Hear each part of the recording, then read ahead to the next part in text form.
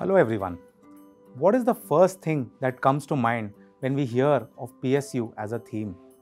When we think of a public sector company, we think of various companies that are extremely important to the holistic growth story of India. Think of all the public sector banks which have such a large reach across India.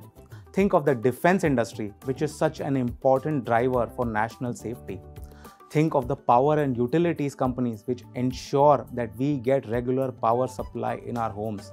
And last but not the least, think of them in such key areas like minerals, metals, coal, oil and gas. What are the inherent advantages that a PSU company enjoys? First and foremost, one does not need to worry about aspects like cost of borrowing.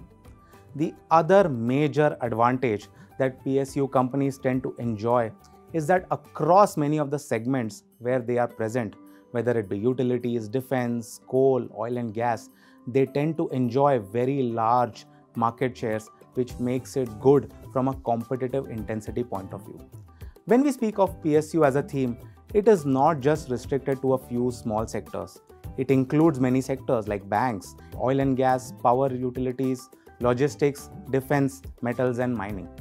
The biggest reason we believe why PSU is a good theme at this point of time is that over the last 10 years, one of the major issues faced by some of the sectors in the PSU space has been the challenges in their respective business cycles, which has now shown a great improvement.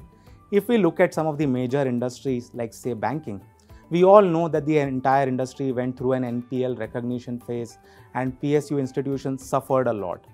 Today, we are in a far more comfortable situation as far as the credit cost, recognition of the non-performing loans is concerned. There is also a good amount of consolidation in this space taking place, which augurs well for the health of the PSU financial segment.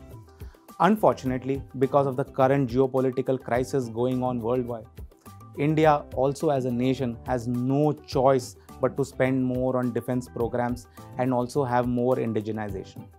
The defense PSU production is now incrementally increasing on a year-on-year basis, and this augurs well for the health of the defense industry, both from national security and also order book perspective.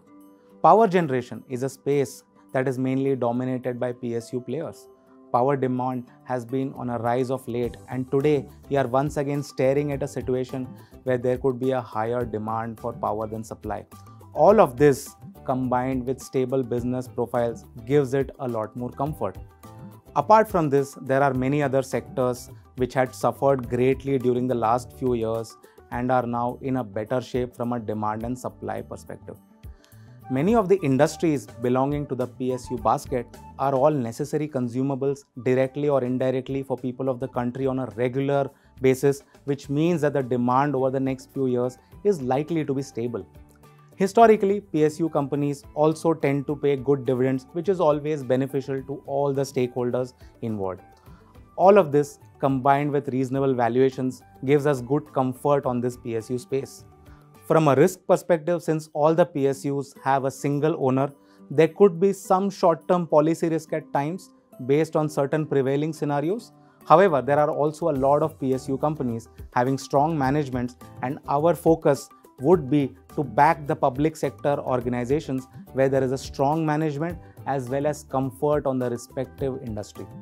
We will be following a long-term stock selection approach as a part of this theme, and the theme is an option for an investor who would aim to benefit from the improving growth and business cycle in the PSU basket along with reasonable dividend yields on top of it. Wish you all a very happy investing experience. Thank you. Mutual fund investments are subject to market risks. Read all scheme-related documents carefully.